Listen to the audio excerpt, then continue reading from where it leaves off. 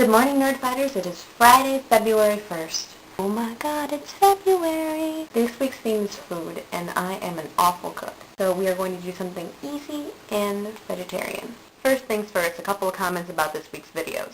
Caitlin, the Mr. Bojangles sandwich is perhaps the most disturbing thing I've seen. And I mean that in the best way possible. It's quite inventive. Only a nerd fighter could have come up with putting Cheez-Its and tuna in the same sandwich. I mentioned this in the comments, but I can't believe that I never actually understood that tortilla chips came from tortillas.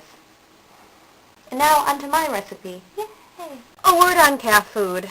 It's not so great. Sometimes it's kind of okay, and there's some items that I really enjoy. For instance, if it's ever burrito day, I am the happiest girl in the world. As much as I complain about the cafeteria, they get one thing right. They always have massive tubs of fresh hummus. And I love hummus. Hummus is one of my favorite foods. I eat it at every meal, partly because of the selection of food that I can eat, and mostly because I love it so much. So we're going to make hummus.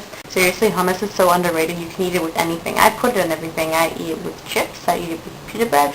I eat it on sandwiches. I would pretty much put hummus on everything. We're going to make my favorite kind of hummus, which is red pepper hummus. And it's really not that hard to make. Even I can do it. For this kind of hummus, you're going to need garbanzo beans. This is a nerd fighting puppy, Coco. Hi, Coco. Hi, Coco. The main ingredients here are the canned garbanzo beans and the red peppers, which can be fresh or canned, but I generally find it easier to work with canned. This is kind of like Sandra Lee's semi-homemade cooking version of hummus. Now, it's really fairly easy to make. You're just going to put everything in a blender and blend it.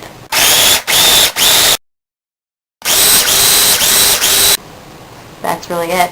Then you put it in a bowl and put it in your fridge. When it's cold, you can take it out of the fridge and you have yourself a tasty vegetarian treat.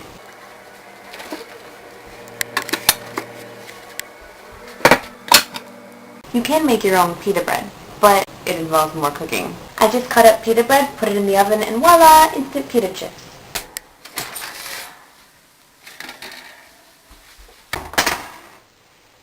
And now that I have my hummus and my pita chips, I'm going to have a relaxing afternoon watching Chuck.